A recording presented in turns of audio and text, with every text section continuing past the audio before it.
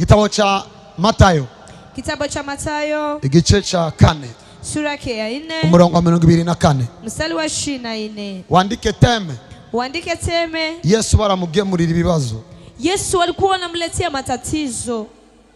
Yesu baramugemurira ibibazo. Yesu alikuwa anamletea matatizo. Akabikemura. Na anayamaliza. Amashi menshi kuri Yesu. Makofi mengi kwa Yesu. Iyo niyo teme. Hiyo ndio teme.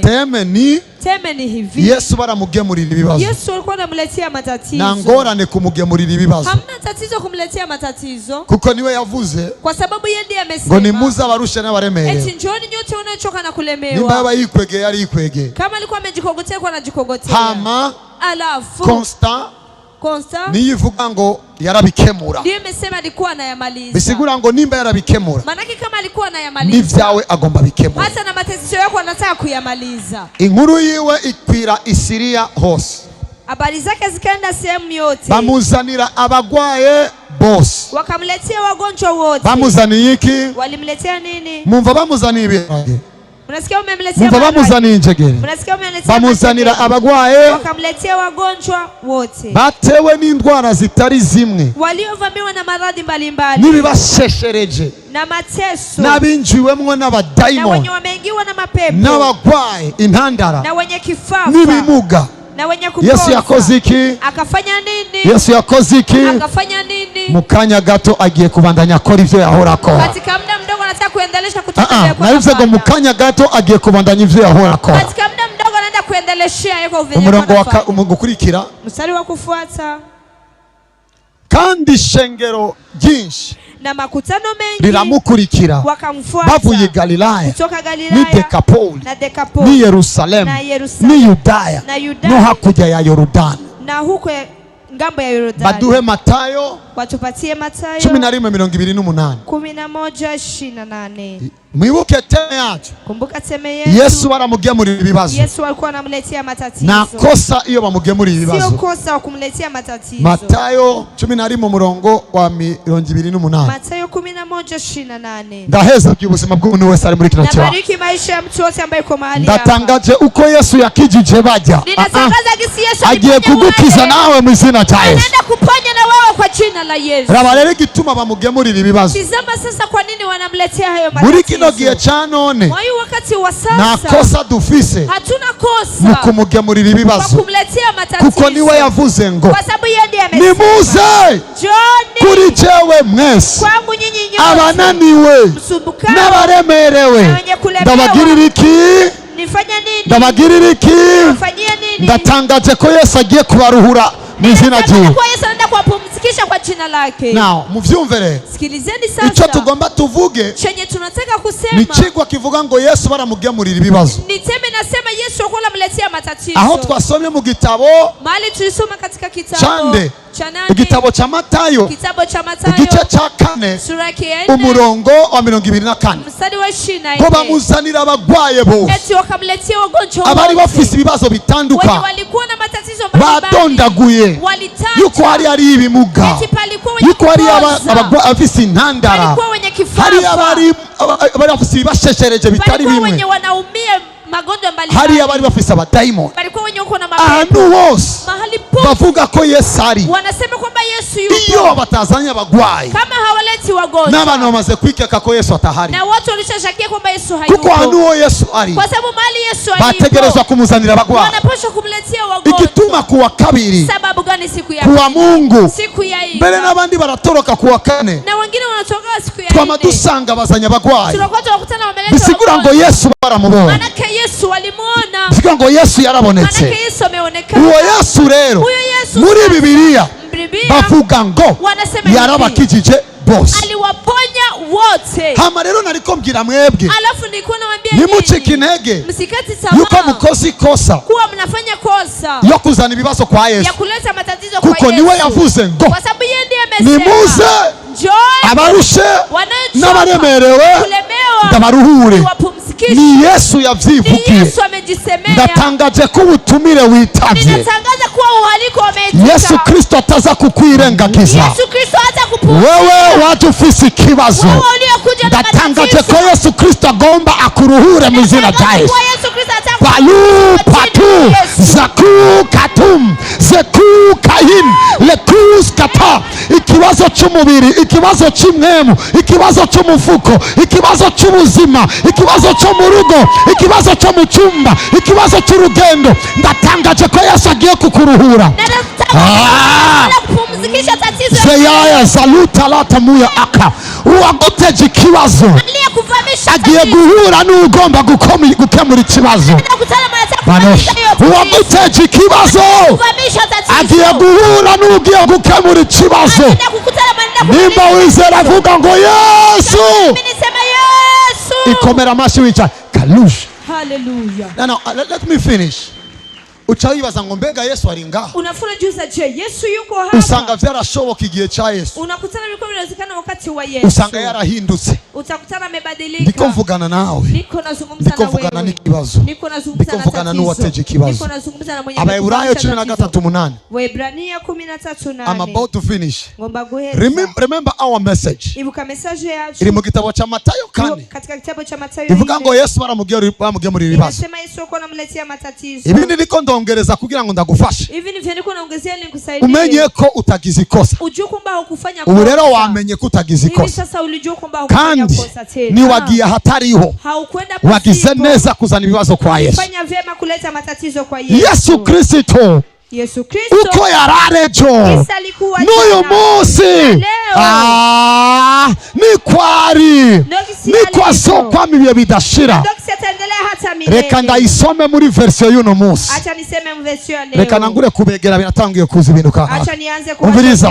Yesu Kristo uko yakizejo niko akiza uyu munsi niko azobandanya akiza. Yesu Kristo uko yatanga icyo gihe niko agiye gutanga ninako azobandanya atanga. Sindumva ko ari umuntu yavyumvise avuga amen. Yesu Kristo uko yaduza niko akiduza kandi azokwama aduza. Ndatangarije umuntu wese ari ngaha asangwa Yesu ari wa wundi ibitangaza biracari vya bindi. Asangwa Yesu ari kwa kundi ugukira biracari kwa kundi. Ndatangarije kanser, ndatangarije malaria, ndatangarije sida, ndatangarije admaiza, ndatangarije hypertension, ndatangarije hypotension, ndatangarije ibivyimba vyo mu mada, ndatangarije armatisme, ndatangarije ingwara ku mazina yayo. Yesu Kristo yabarangije kera arabarangiza today.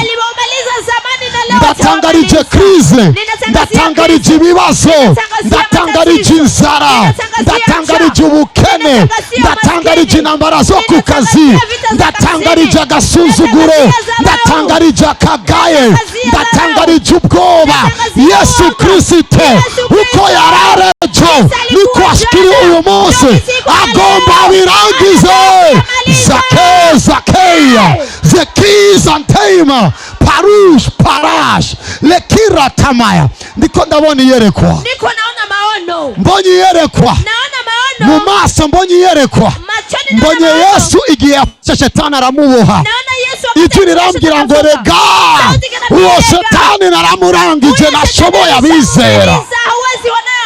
Shira ikiganza cy'iburyo hejuru vuga ngo wowe shetani wararangiye ushobora abizera. Vuga ngo leo kama mbaya ibyawe birarangira mu izina. I'm about to finish. Ninde yumvise message? Pande katume kidaha le korosi. Arige ubutumwa unanigwa kubuvuga mu Kirundi mu Giswahili ukumva ko uvuga mu ndimi kuko mu maso buri kurabona uwaje mugaye ariko aratambuka, uwaje babaye ariko aragenda, uwaje yihebura asohoka atamba. Ndatangaje ko mukanya ndatangaje ko mukanya gato wewe uraza kwibagira shira ikiganza cy'iburyo hejuru. Vuga mana yanje, mana yanje, ndize ibiriko biravugwa. Vuga ngo my father, my father, data data, ndizera ko bishoboka, urachakora. Vuga amen. Now let me show you now. Remember our message. Yesu Kristo baramubwiye muri ribazo. Aho twasomye muri Matayo 4:24 ngo bamuzanira abagwayi, baca baradondagura ingwara, ariko birangiza bavuga ngo arabakiza bose. Mugire aho mwicaranye bose, mugire ngo bose, mugire bose. Cyane babwira rero kugira ngo nimutsita mureke kwibaza yuko mwaje mu bitari ivyo. Ndabereka aho Yesu yabatumiye. Aho twabonye muri Matayo 11:28 havuga ngo nimuze abarushe n'abaremere. Yasezeranye iki? Yasezeranye kubaruhura. Nagomba ndababwire ko mu baescro nigeze kubona Yesu narimo. Nagomba ndababwire ko mu babeshi nigeze kumva Yesu narimo. Nagomba ndababwire yuko nigiye yabwiye abantu ngo inyuma y'iminsi 3 nzoba nzutse, baravuga ngo yaradukubise ikivindi ku munsi ugira 3, arababwira karanga umukeke nashitse. Ndatangaje ko nawe agiye gushitsa ivyo yavuze. No, hariyo mwisi yari y'abaescro. Hapa duniani kuna waescro. Mwisi barashobora kugwa telefone. Hapa duniani unaweza kupatia simu. Itaza kwaka ni washika muhira. Ambaye haitawaka kufika nyumbani. Barashobora kukwiseza ibitabaho. Wanaanza kuwadhirisha. Ariko uyo mugabo ndiko ndavuga. Lakini uyo bwana ambaye niko nasema. Uyo mugabo ndiko ndavuga. Izina ryawe ni gitare. Izina ryawe ni Elohim, niwe Mana muremyi abosha. Baroskakaya. Afisa amazina meza ibihe vyose. Ageze mu bintu biri likide, niwe mazi y'ubugingo. Nimba usuzugura amazi, niwe muvinyu nyao kandi utabara. Ageze mu bikoko, yanse kuba kayabu, niwe ntara y'umuryango wa Yuda. Ageze mu ishamba, yanse kuba ivyatsi, niwe giti c'ubugingo. Ageze mu kirere, yanse kuba kanyoni, niwe nkukuma igendera hejuru. Ageze mu vyaka, yaranse kuba gato, niwe nyenyeri ya gaturuturu. Ndatangaje ko Yesu Kristo icari kije kugukorera apeneka, ico ari kiragukorera mu izina icara. Amen. Zake balei matemake zwayata maya parado parade epinama ratumaya askota eskotana le karati kata. Wa shetani utasema nini? Wa daimon uravugiki. Turiko turavuga umugabo atarakagabo.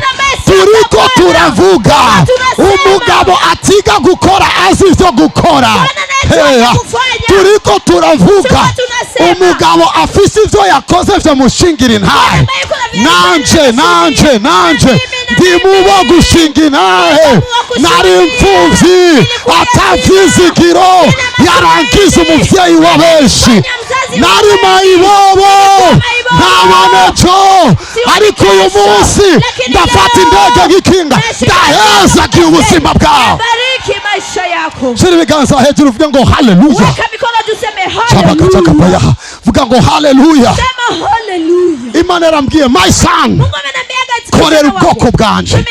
Naje gukora. Indoto mbi wahora urota, niwitege kurirota. Ziza kurota basi bawe today and forever. Ndaheza ki amaboko yawe. Umva tuzi ikiganza cy'uburyo hejuru.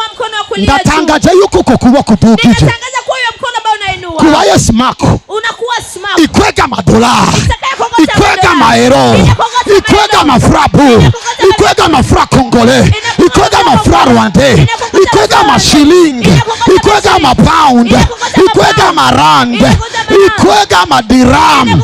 Amena yawe kumatanya ndivyo ndiko ndavuga. Muzina. Sira. before I finish. Imbere y'uko Bane. Now, ndiko ndatahurika canke zobandanye next time. Ndiko naeleweka wala niendelee. Ndabona ingwara zomoka. Naona magonjwa yanakimbia. Ndabona ivyago vyibagirana. Umva sindiko mvuga ubutumwa nk'uwatanguye uyu munsi. Umuntu maze imyaka 10 irenga 10 ningahe ndiko ndavuga ubutumwa.